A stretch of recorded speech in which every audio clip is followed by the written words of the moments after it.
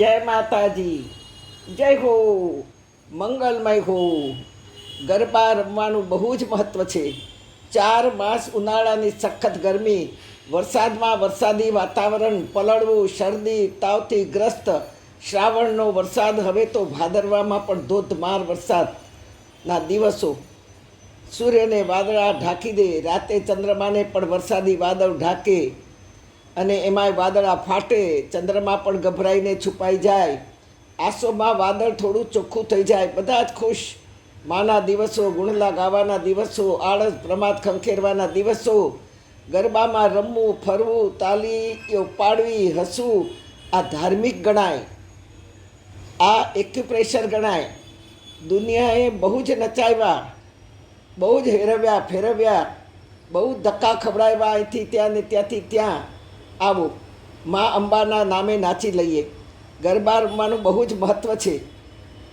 માનવનું વાહન અત્યારે બધું દેખાય છે, પણ માના વાહનો શું છે એ આપણને ખબર છે. અંબાનું વાહન સિંહ છે, વાઘ છે. મારી શીતળાનું વાહન તો ગધેડો છે. ઉમિયાનું વાહન ઊંટ છે, ગંગાજીનું મગર, યમુનાજીનું કાચબો, વિષ્ણુ ભગવાનનું ગરુડ, શિવજીનું નંદી, લક્ષ્મીજીનું હાથી, ગણેશજીનું ઉંદર. આવો, માં શાકંભરીની સંક્ષેપમાં કથા શ્રવણ કરીએ. શાકંભરીમાં અસુરો સાથે લડતા લડતા દેવો થાક્યા, ઢળી પડ્યા, બેભાન થયા. માં ઉગારો, માં ઉગારો. અને આ પોકારો સાંભળીને માં શાકંભરીએ ફળોના ટોપલા પૂરા અંગ ઉપર ઉચકી અને માથા ઉપર ઘાસ, પૂસ, ભાજીઓ આ બધું ઉચકીને આવી. જમીનમાં પડેલા દેવોને, ફળો, શાકભાજીને પોતાના હસ્તમાં ચોળીને નીચોવ્યા અને રસ નીકળતો ગયો. મા દેવોને પાવા લાગી. દેવો બધા સળવળીને ઊભા થવા લાગ્યા અને લડ્યા, જીત્યા. હા, આપણી અંદર પર રોગના જીવાણુઓ અસુરો જેવા જ પ્રભાવી છે. જો ફળો શાકભાજીનું સેવન નથી કર્યું તો રોગમાં લડતા જે અસુરો છે આ જીવને જીતી જશે. કંઈક જાતના જીવડાઓ આપણી અંદર છે. એ તો આપણે સાત્વિક ખાતા હોઈશું તેથી આપણને હેરાન નથી કરતા, પણ આપણી અંદર અનંત જીવો આપણી અંદર છુપાયેલા છે. મૃત્યુ આવે તો વાંધો નથી, પણ પથારી નહીં પોસાય. આપણી પહેલાં આપણા ઘરના બધા પથારી કરવા માંડશે. માટે ભગવાને સ્વયં બનાવેલી અનમોલ વસ્તુઓનો આપણે ઉપયોગ કરીએ, અપનાવી લઈએ. ભગવાનને પ્રસાદમાં તેથી જ આપણું બનાવેલું કંઈ ચાલતું નથી. ફળો આપણે નથી બનાવ્યા, ફૂલો આપણે નથી ખીલાવ્યા, ડ્રાયફ્રૂટ આપણે નથી બનાવ્યા. દૂધની મીઠાઈ જે બધું ભગવાનને રચેલી બનાવેલી અદ્ભુત ગિફ્ટ છે. અને એ ખાવાથી સ્વભાવ થોડોક સરળ બનશે. અને એમાંય જો સત્તા મળે તો બીજાને સતાવવા નહીં, સંપત્તિ મળે તો સંતાડવી નહીં કે ના મારી પાસે કંઈ જ નથી. રોતો જ હોય માણસ, રોજના 2-5 હજાર કમાય તોય કે કાંઈ નથી. 2-5 રૂપયડી એ શું મળે? આવા શબ્દો બોલે ત્યારે દિલ બહુ દુઃખી થાય. સંપત્તિને સંતાડોની, હા ભગવાન મને આપે છે.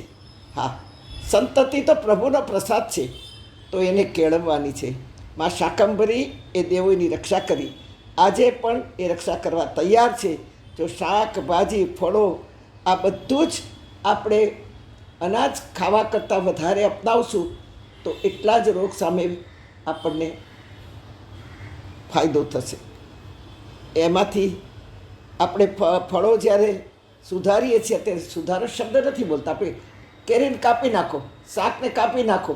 કાપી શબ્દ કોને કહેવાય એ હવે તમે સમજો કોને કહેવાય, મારે બોલાય નહીં આમાં.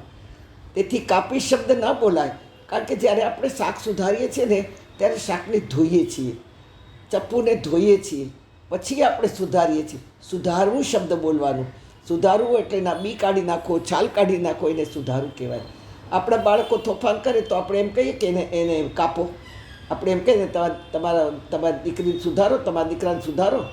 કેવું તોફાન કરે! સુધારો એટલે એના જીદના બી કાઢી નાખો, એની રીસાવાની જીદની છાલ કાઢી નાખો, એના અવગુણો કાઢી નાખો, એટલે સુધારો. ફળ, ફૂલ, શાકભાજીને કદી બોલાય નહીં કે કાપો. આ બોલીએ તો એ શાકંભરીનું અપમાન છે અને એ ગાળ શાકંભરી માને લાગે છે. આ જગત જો જીવતું હોય તો શાકભાજી ફળો ફૂલોથી જીવે છે, બાકી મીટ મટન ખાવાથી નથી જીવતું આ માણસ. તેથી કાપો શબ્દ કદી બોલવું નહીં. અને આવો શાકંભરીના દર્શન કરીએ. અને ઘણું ઘણું કહેવું છે, પણ સમય કોઈની શરમ રાખતો નથી.